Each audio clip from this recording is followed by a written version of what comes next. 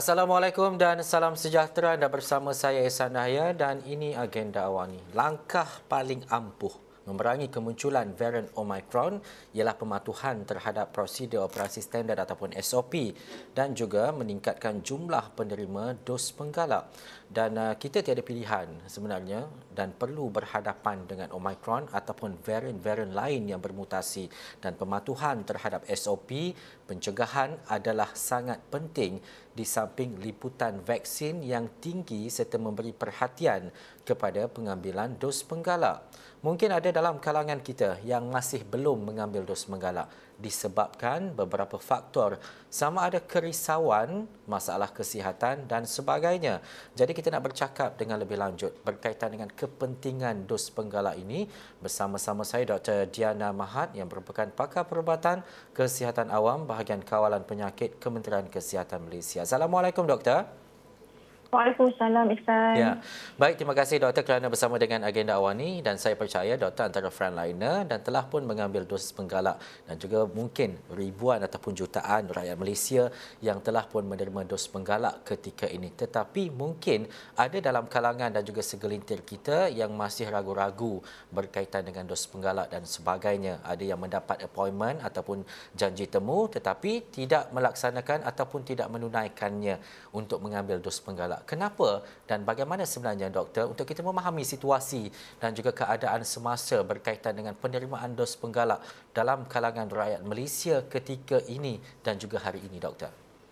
Okey, terima kasih Ihsan. Okey, sebenarnya kalau kita tahulah kan, dos penggalak ni memang kita berikan kepada semua populasi berumur 18 tahun ke atas. Okey, tujuan kita sebenarnya kita nak meningkatkan perlindungan kepada jangkitan COVID-19. So kita nak sustain, kita nak kekalkan perlindungan tahap imun badan kita yang kita telah dapat lah.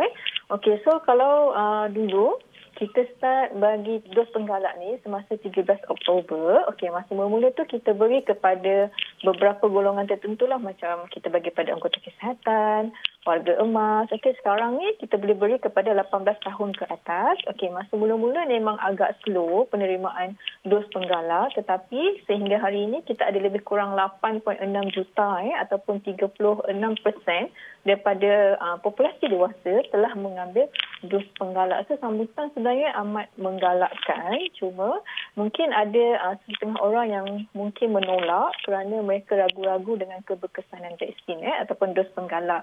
Okay, ingin saya katakan dos penggalak ni sebenarnya penting. Saya cakap tadi, kita nak mengekalkan imuniti yang telah dibentuk semasa dos lengkap, sebab kita berdasarkan data-data dalam dan luar negara kita dapati semakin lama kita mengambil dos lengkap ataupun semakin lama tempoh daripada kita ambil dos lengkap, semakin tinggi kita punya percentage untuk dapat jangkitan. Okay, sebagai contoh, kita tengok data Recovan daripada ICR daripada Malaysia, didapati dalam tempoh 3 hingga 6 bulan selepas ambil dos lengkap ataupun selepas dos 2, kadar jangkitan ataupun breakthrough infection, maksudnya kadar jangkitan selepas mengambil vaksin selepas lengkap adalah sebanyak 5%. So kadar jangkitan maksudnya dia makin meningkat sekian lama you mengambil dos lengkap. Sebab itulah kita menggalakkan you mengambil dos penggalak. Sebab kita tahu sekarang pun kita ada bermacam-macam varian. Varian ni akan wujud setiap tahun. So kita tak tahu macam mana kita nak menghadapi COVID ni. Sebab tu kerajaan KKM menggalakkan semua populasi yang layak untuk mengambil dos penggalak. Okey. Dan juga doktor, satu perkara penting ini, mahu ataupun tidak mahu perlukan penjelasan daripada doktor, sebab ada dalam kalangan kita mungkin membawa kepada kerisauan berkaitan dengan dos penggalak dan sebagainya, dan ada yang turut berkongsi walaupun kajian saintifiknya tidak ada, tapi ada yang menyatakan mungkin side effect selepas mengambil dos pertama, kedua dan dos penggalak seperti mungkin pernafasannya agak rendah selepas itu, mungkin ada kesan-kesan lain dan sebagainya. Bagaimana pemahaman ini perlu kita perjelaskan kepada masyarakat dan juga dalam kalangan penerima-penerima dan mungkin yang ada keraguan berkaitan dengan dos penggalak ini, doktor? Okey, sebenarnya bagi dos penggalak ni kita ada 4 jenis vaksin yang kita telah luluskan, iaitu vaksin Pfizer, AstraZeneca, Sinovac dan CanSino. Okey, secara umumnya vaksin Pfizer atau AstraZeneca boleh diberikan kepada semua populasi berumur 18 tahun ke atas yang telah lengkap mengambil vaksin. Maksudnya kita boleh berikan vaksin secara homologous, iaitu you boleh ambil vaksin jenis yang sama dengan vaksin dos lengkap, ataupun you boleh diberikan vaksin jenis yang berbeza ataupun heterologous dengan yang jenis lengkap. So itu adalah cara mekanisme kita memberikan dos penggalak. Okay. Memang ada orang risau, doktor, selamatkah kita diberikan dos vaksin yang berbeza? Okay, kita telah melihat data luar negara. Okay, kita tahu negara seperti UK, USA, okay, China semua telah memberikan dos penggalak lebih awal daripada Malaysia. So data-data mereka kita dapati mereka banyak melakukan sama ada homologous jenis vaksin yang sama ataupun heterologous jenis vaksin yang berbeza, dan kita dapati keselamatan keberkesanannya sangat tinggi. Okey, maksudnya walaupun ada kesan sampingan tidak dinafikan, tapi kesan sampingan ialah setara dengan yang kita hadapi semasa kita mengambil dos pertama atau dos kedua. So saya nak cakapkan walaupun vaksin dos penggalak ni yang kita beri ni adalah sama ada secara homologous ataupun secara heterologous, vaksin dos penggalak ini adalah selamat, berkesan dan berkualiti, dan keberkesanannya sangat tinggi jika kita berikan secara heterologous. Sebagai contoh, kalau anda penerima Sinovac, so kita sarankan untuk mengambil vaksin secara heterologous, iaitu kita berikan vaksin Pfizer atau AstraZeneca kerana tahap respon imun badan tu lebih tinggi, lebih 90% berbanding kalau anda mengambil vaksin yang sama iaitu Sinovac, which is around 70%. So sebab tu kita galakkan pemberian vaksin secara heterologous. Dan juga doktor, satu perkara menarik, ada yang menyatakan bahawa saya ini generasi AstraZeneca, jadi untuk dos penggalak dan juga seterusnya saya perlu juga AstraZeneca. Tapi ada dalam kalangan bila dah baca macam-macam, dah dapat AZ sebelum ini kena ada Pfizer sebab tahapnya lebih tinggi daripada menerima dos ataupun jenis vaksin yang sama. Bagaimana untuk kita faham, doktor, berkaitan dengan campuran vaksin ini, dan juga tak bolehlah nak pilih vaksin sebab kita dah tentukan di kawasan-kawasan mana vaksin-vaksin tertentu, doktor. Okey, satu saya nak kupas mengenai, kalau anda penerima vaksin Pfizer atau AstraZeneca, sebenarnya anda ada pilihan untuk mendapat vaksin Pfizer atau AstraZeneca. Kedua-dua vaksin ni, sama ada Pfizer atau AstraZeneca, kedua-duanya memberi tindak balas yang sangat bagus, lebih 90%. So, kalau anda ditawarkan sama ada Pfizer atau AstraZeneca, saya sarankan anda untuk mengambil dos yang telah diberikan. Kalau kecuali kalau penerima vaksin Sinovac macam saya katakan tadi, memang kita galakkan mereka menerima vaksin Pfizer dan AZ sebab tindak balas selepas rangsangan sistem imun badan kita, kalau kita bagi Sinovac juga adalah sangat rendah. Berbeza dengan jika orang itu menerima vaksin macam Pfizer untuk penerima Pfizer ataupun AstraZeneca untuk penerima AstraZeneca, tindak balas mereka still bagus within more than 90%, lebih 90%. So sebab tu sama ada kalau anda penerima vaksin AstraZeneca ataupun penerima vaksin Pfizer, tiada masalah untuk anda menerima kedua-dua jenis vaksin tersebut. So sebab lagi satu yang saya nak katakan, bekalan vaksin ni kita beri ikut vaksin yang sampai di Malaysia, maksudnya contohnya kalau pada minggu tu kita akan dapat banyak AstraZeneca, so kita akan distribute lebih banyak AstraZeneca kepada pusat pemberian vaksin. Kalau kita dapat banyak Pfizer, kita akan beri lebih banyak Pfizer. So kita berikan keutamaan sama ada Pfizer atau AZ sebagai dos menggalak kepada populasi kita, sebab kita tahu tadi saya cakap dia punya respon lebih 90% kedua-dua jenis vaksin ni. So di antara dua tu bagus sebenarnya. Tahap keberkesanan dos penggalak sama ada AstraZeneca, Pfizer dan sebagainya mungkin melepasi tahap 90 ke 95%. Selepas dos ketiga ini berapa lama pula, doktor, kalau kita nak cakap berkaitan dengan ketahanan dan juga keberkesanan dos penggalak ini? Okey, yang terlalu awal untuk kita katakan sebenarnya sebab sekarang kita berdasarkan data-data kita tengok sebenarnya dalam tempoh 3 sehingga 6 bulan daripada dos lengkap tu memang kita dapat penurunan dan kadar breakthrough infection tu meningkat. Tetapi data-data mengenai pemberian booster ataupun dos penggalak memang kita beri selepas tempoh masa 3 bulan. So kita tak tahu lagi adakah ia akan memerlukan lebih lagi dos penggalak. Yang tu kita tak pasti sebab kita akan menilai data dari semasa ke semasa melihat keberkesanan vaksin. Mungkin sebab kita berikan dos penggalak ni buat masa sekarang sebab kita masih ada vaksin satu dan kita ada kemunculan varian-varian baru iaitu contoh sebagai contoh sekarang varian Omicron. Sebab tu kita tak nak berlengah-lengah ataupun menunggu untuk memberikan dos penggalak kepada kita punya populasi.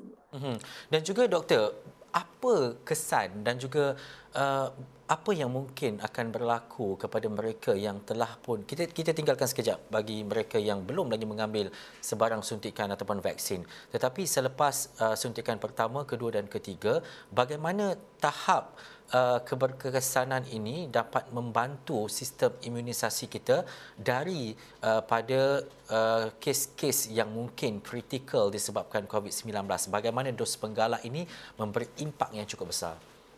Okey, sebenarnya dos penggalak ni dia merangsang tubuh badan kita untuk menghasilkan antibodi semula. So bila antibodi you tinggi pada tahap yang optimum, di situlah kita boleh mencegah berlakunya jangkitan COVID-19 terhadap badan kita satu. Dan sekiranya badan kita terkena virus COVID-19, tadi satu mungkin badan kita boleh lawan menggunakan antibodi yang sedia ada sebab kita dah ambil booster dose. Sebab bila you ambil booster dose, dia akan merangsang menghasilkan lebih banyak antibodi. So antibodi you tinggi, daripada rendah ni dia akan jadi tinggi. Okey, yang itu satu. Okey, yang kedua, bila bila virus masuk dalam badan you, so walaupun antibodi you rendah, turun sedikit, tetapi kita ada sel memory, memory cell yang kita punya badan ni boleh mengingati yang kita pernah menentang virus COVID-19. So dia akan mengingati yang mereka pernah menghasilkan antibodi khusus untuk COVID-19 ini. So penghasilan antibodi terhadap COVID-19 adalah lebih cepat dan pantas. So dengan sebab itu badan kita dapat melawan virus COVID-19 dengan lebih cepat. So bila kita dapat balas dengan cepat, so, komplikasi terhadap tubuh badan kita adalah berkurangan. So kita dapat lawan. So tak adalah macam virus tu merebak ke ke paru-paru, ke buah pinggang sebelum menyebabkan komplikasi teruk. Sebab tu dengan mengambil vaksin, satu dia boleh mengurangkan risiko jangkitan dan yang kedua ia boleh mengurangkan komplikasi akibat penyakit COVID-19. Sama juga dengan dos penggalak itulah. Ya, dan juga doktor, mungkin di Kementerian Kesihatan Malaysia ada dapatan dan juga mungkin ada buat survey dan sebagainya antara sebab-sebab ada dalam kalangan yang telah pun menerima dos sebelum ini menolak untuk menerima dos penggalak dan sebagainya. Apa antara kerisauan dan juga kekangan utama kepada kelompok dan juga golongan ini, doktor? Okay, dulu memang kita ada buat kajian kita buat tahu kajian penerimaan. Surprisingly memang kadar penerimaan dos penggalak ni around 70%, which is very good. Tetapi pada masa tu kebanyakannya memilih untuk memilih jenis vaksin yang sama. Okey, semasa tu kita baru lulus vaksin Pfizer saja. So ramai yang takut untuk menerima vaksin Pfizer. Okey. So tetapi bila kita dah luluskan vaksin AstraZeneca, vaksin Sinovac, kadar penerimaan dan kadar pemberian dos penggalak terus meningkat. So kita dapat tahu yang sebenarnya daripada kajian ni pun ada, kita tengok antara faktor-faktor lain tu mereka tak nak jenis vaksin yang berbeza, dan yang kedua mereka juga memang risaulah mengenai keberkesanan dos penggalak dan keselamatan dos penggalak. Tetapi kita dah tekankan, kita dah banyak buat sesi penerangan, sesi social media dan kita buat infografik yang menerangkan walaupun you ambil vaksin secara heterologous atau homologous, pemberian dos penggalak ini adalah selamat dan berkesan. Okay, so kita boleh tengok daripada dulu masa mula-mula memang agak slow. Sekarang masa saya cakap tadi, hari-hari kita boleh dapat dalam 150 ke 250 ribu sehari untuk dos penggalak.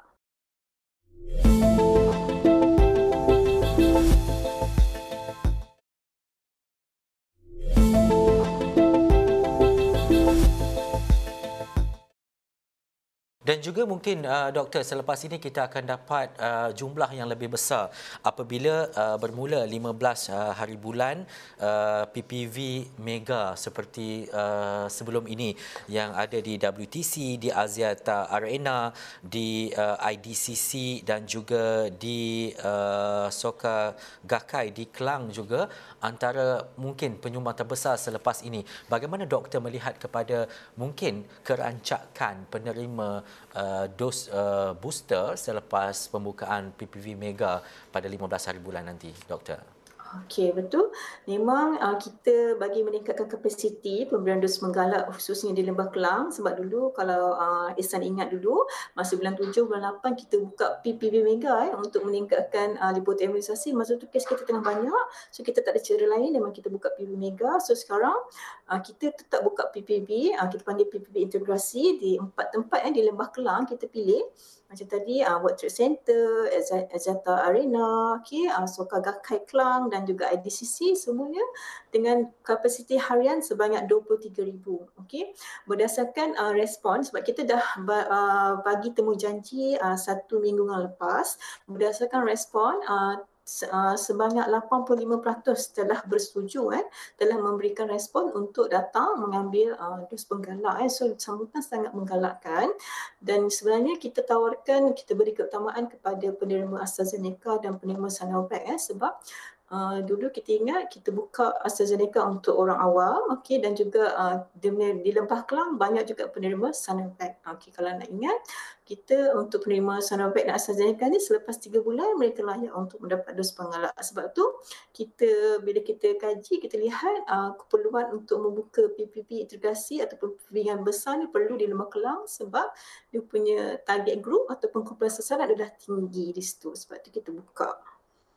Doktor, adakah sela masa ataupun sekurang-kurangnya 3 bulan dari tarikh menerima dos vaksin prima memadai dan ianya boleh dipendekkan lagi? Sebab kita tahu sebelum ini kita mungkin tunggu, kalau macam saya contohnya doktor, selepas 6 bulan baru terima, mungkin ada yang ambil lewat sikit, 3 bulan dah dapat dos penggalak dan sebagainya.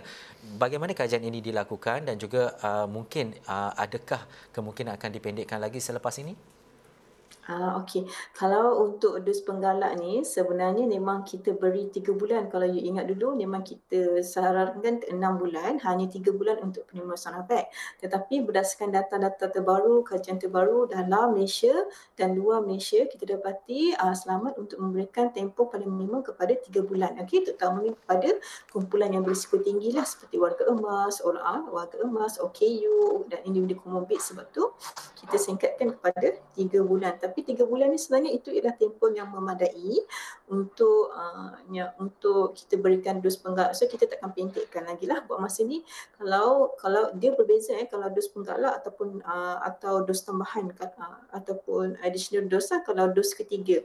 Kalau dos ketiga ni kita ada berikan juga, tetapi kepada individu yang ada kanser yang sangat immunocompromised. Maksudnya kita berikan dos ketiga ni hanya kepada spesifik golongan, tak sampai 200,000 pun, di mana mereka ni perlukan rangsangan sistem imun badan yang lebih. Maksudnya masa 2 dos tu tak cukup untuk mereka, so kita berikan dos ketiga. Tetapi yang ini adalah golongan berbeza lah, bukan booster dose. Mereka kita berikan dos ketiga. Dan juga doktor, selain daripada menunggu janji temu melalui MySejahtera, contohnya lah kalau ada seseorang itu dia dapat satu janji temu di PPV tertentu, tapi dia tahu kat situ jenis vaksin yang akan diberikan, tapi dia nak walk in, nak pergi tempat lain, jenis vaksin ni yang dia nak, boleh ke tak doktor walk in itu dilaksanakan ataupun dilakukan lagi sekarang ini?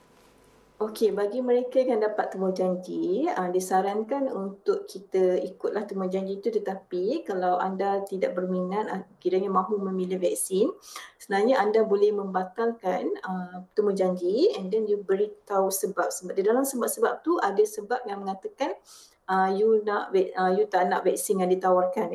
So bila temu janji akan datang, satu, tim pasukan MySejahtera ataupun MySejahtera akan memberikan vaksin jenis yang pilihan anda dan kita akan bagi appointment di PPB yang berdekatan yang menawarkan vaksin yang dimahukan. Itu cara yang pertama. Cara yang kedua, if you tak nak, you boleh batalkan, okey, sebab bermula hari ini, okey, semua pengguna MySejahtera yang telah mendapat temujanji, sekiranya mereka mahu datang ke tempat PPB lain, PPB tersebut boleh membatalkan temujanji yang telah diberikan, maksudnya dia boleh write in, okey, yang itu, tapi yang itu kena update dulu MySejahtera. Maksudnya boleh, tapi sebenarnya kita walaupun apa-apa pun, dua-dua jenis vaksin macam Pfizer dan AstraZeneca tu dua-dua bagus. So actually you boleh ambil salah satu daripada vaksin tu sebagai dos penggalak. Okay? Apa yang doktor cakap tadi, tiada dua-dua bagus. Dapat AstraZeneca pun okey, dapat Pfizer pun tak ada masalah. Dua-dua lebih 50%. So sebenarnya kalau saya tak kisah grab either or yang kita dapat lah. Okey. Jadi janganlah kadang-kadang doktor kita ni terpengaruh. Orang kata macam ni, dapat tinggi lagi ni. Kalau yang ni mungkin kurang sikit. Jadi ada perasaan yang mempengaruhi kita. Tapi doktor, tadi kita dah bercakap berkaitan dengan PPV integrasi, PPV mega yang akan dibuka dan sebagainya. Tetapi doktor, kalau kita cakap sebelum ini betul, untuk dos pertama dan juga kedua, mungkin kerajaan tidak meletakkan ia adalah satu kewajipan untuk mereka untuk mendapatkan dan sebagainya, tetapi kerajaan tetap bertegas dalam apa jua perkara bagi memastikan bahawa penularan jangkitan COVID-19 itu tidak meluas. Bagaimana untuk dos ketiga ini? Mungkin juga akan diwajibkan ataupun kita nak melihat kepada satu tindakan yang lebih tegas untuk mereka yang dah lengkap dua dos sebelum ini untuk dapatkan dos penggalak ini, doktor. Okey, buat masa ni saya cakap untuk buat masa ni kita tak wajibkan lagi pengambilan dos penggalak. Dia masih secara sukarela, cuma dulu kita ada buat announcement ataupun pengumuman press statement daripada YBMK bahawa penerima dos Sinovac ataupun warga emas berumur 60 tahun ke atas dikehendaki untuk mengambil vaksin dos penggalak untuk kekalkan status vaksinasi mereka ataupun nak kekalkan status complete vaccination tu. Maksudnya golongannya ini kita berikan keutamaan sebab kita cakap tadi Sinovac ni dia punya warning protection ataupun dia punya tempoh perlindungan tu turun dengan cepat, dan warga emas ni sebab dia punya kumpulan paling berisiko tinggi untuk mendapat jangkitan dan juga komplikasi akibat COVID. So kita galakkan, kita minta kedua-dua kumpulan ini untuk mengambil dos penggalak, dan jika mereka tidak mengambil dos penggalak, status vaksinasi lengkap akan ditarik balik. Yang itu jangan setakat ni yang kita baru laksanakan. Okey, yang untuk kumpulan-kumpulan lain, penerima vaksin yang lain, kita masih dalam penelitian lagi, tapi saya anggarkan memandangkan penerimaan dos penggalak amat memberangsangkan. Okey, so I think benda ni kita tak ada keputusan yang lebih lanjut lagi lah. So just kita untuk dua kumpulan itu saja dah. Baik, jelas penerangan Dr. Diana tadi berkaitan dengan dos penggalak. Jadi kepada anda, jangan ada kekhawatiran juga ataupun kerisauan berkaitan dengan dos penggalak ini. Dapat janji temu, pergi sahaja ke PPV berkenaan dan juga dapatkan dos penggalak. Dua-dua okey kan, doktor? Pfizer okey, AstraZeneca pun okey, tak ada masalah. Baik, terima kasih Dr. Diana Mahat yang merupakan pakar Perubatan Kesihatan Awam bahagian Kawalan Penyakit Kementerian Kesihatan Malaysia. Banyak manfaat daripada apa yang kita bincangkan ataupun yang kita diskusi itu tadi. Pastikan anda dapatkan vaksin anda dan juga sama-sama kita lindungi diri kita dan juga kita dapat lindungi semua daripada penularan jangkitan COVID-19. Saya Sanahaya, sekian untuk Agenda Wani. Assalamualaikum dan jumpa lagi.